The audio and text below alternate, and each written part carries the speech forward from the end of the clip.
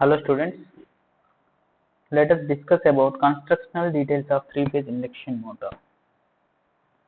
So, three-phase induction machine is one of the important machines in our electrical machines. So, the main application of our three-phase induction machine is as a motor. Okay. In induction machine, there are two windings, stator and rotor. And induction machine is a singly exited machine like a transformer.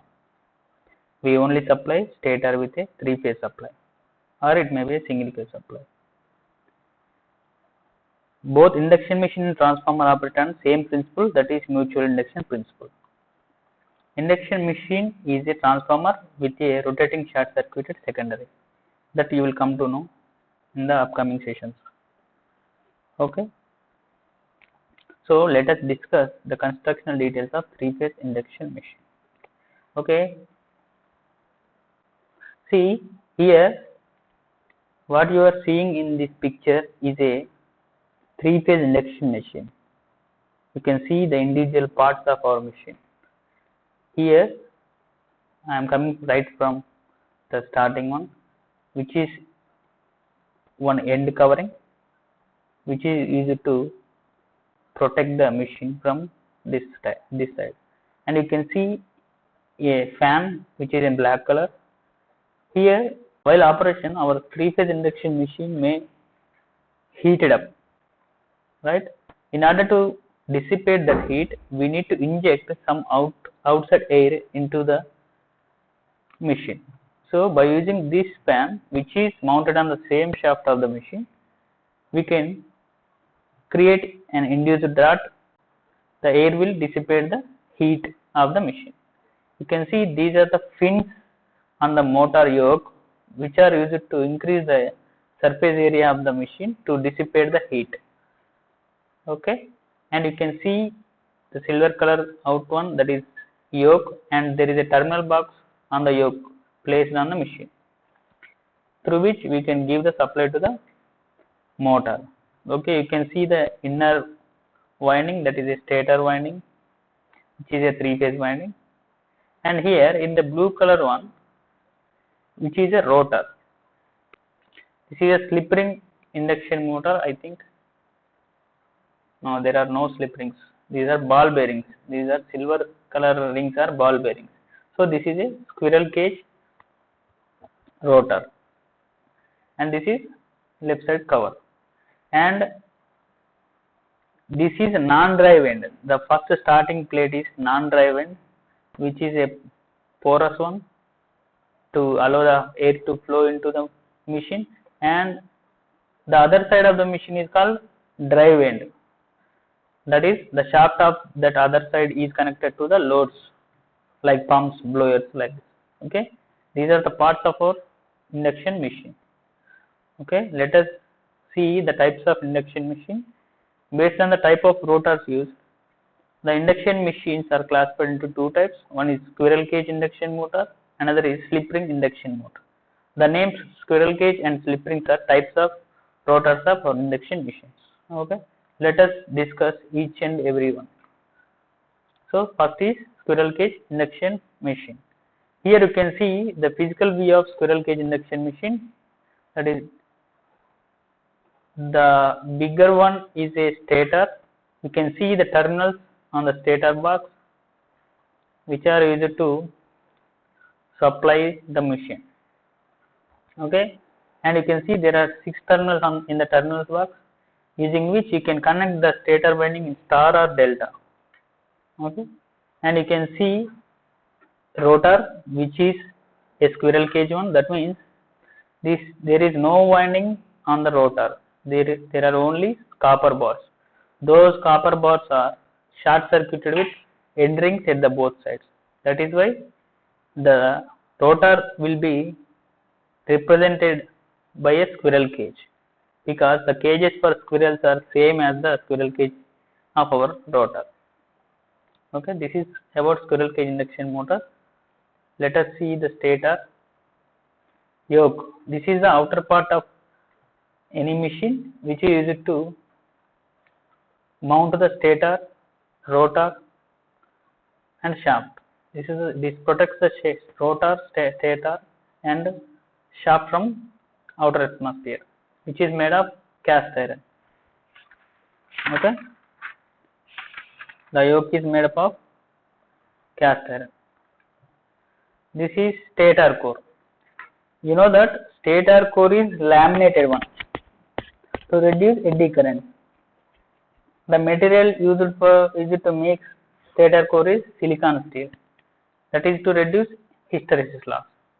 So silicon steel is to reduce hysteresis loss, and laminations are to reduce eddy current loss. Okay. In DC machines, poles are projected inside and are visible. That is called heteropolar construction. Now, when it comes to induction machines, the poles are distributed over entire surface of stator core and are not visible. This construction is called homopolar construction. Okay, you can see the types of poles here. The poles are homopolar. And the types of slots used in our induction machine are semi-open type. In DC machine, the types of slots are open type as well as in synchronous machines. But when it comes to induction machines, the type of slots are semi-open type. Okay. Now you can see the laminations of our stator core. You can see these are individual laminations which are staggered together to make a stator core. These laminations will not allow a current to flow throughout the core, that reduces eddy currents. Okay.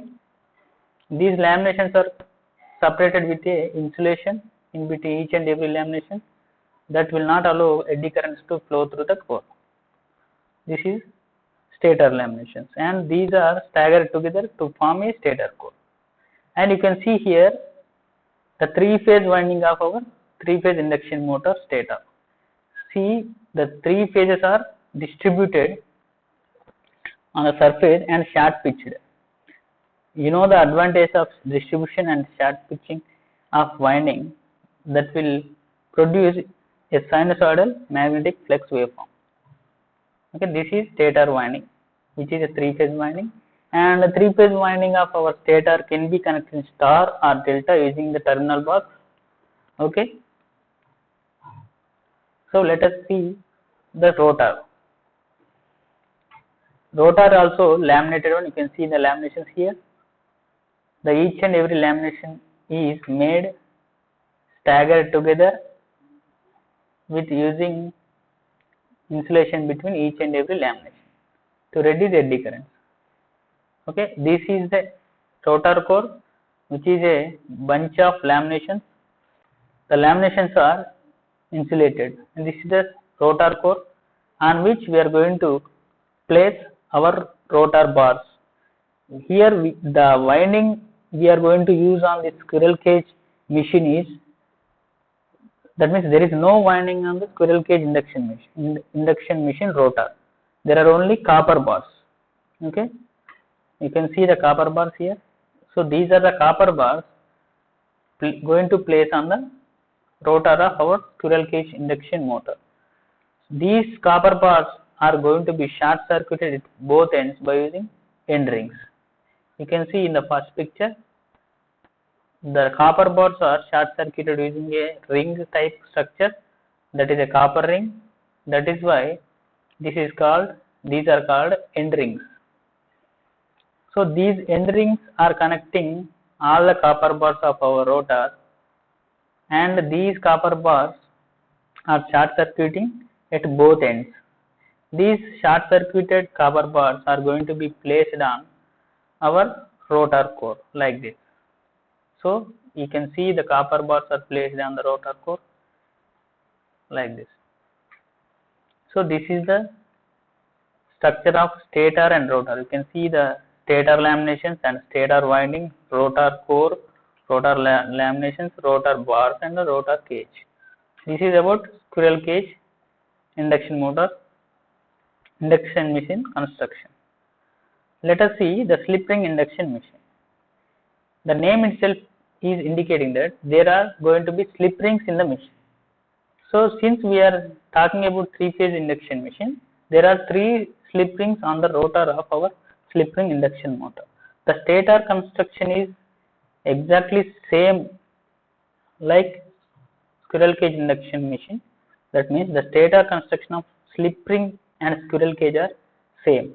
The only difference is the rotor construction. In squirrel cage, we have only copper bars on the rotor.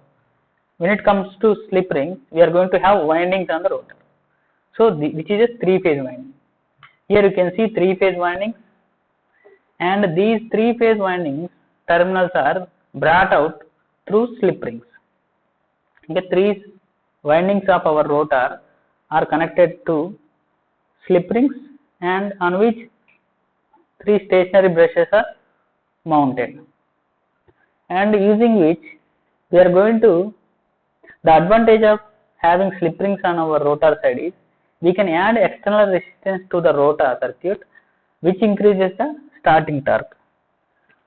That means there is a direct relation to the starting torque with the rotor resistance of our induction machine. So if you increase the rotor resistance, the starting torque will increase. So the advantage of slip ring induction motor is we can increase the rotor resistance using these slip rings by connecting external resistance, and that is we are going to increase the starting torque. Okay, that means the starting performance of our slip ring induction motor is very good compared to squirrel cage induction machine. When it comes to running performance, our squirrel cage induction machine having good performance characteristics while running, but it has no starting performance. When it comes to slip ring induction motor, the starting performance is very good, but the running performance is poor. Okay, the application of our slip ring induction motor is useful for high starting torque required loads like cranes, trains, hoists, lifts, like that. Where high starting torque is required, slip ring induction motor is applicable. When it comes to squirrel cage induction motor, where good running performance is required, like fans, blowers, pumps, squirrel cage induction motor is applicable. You can see this is the rotor of our slip ring induction motor.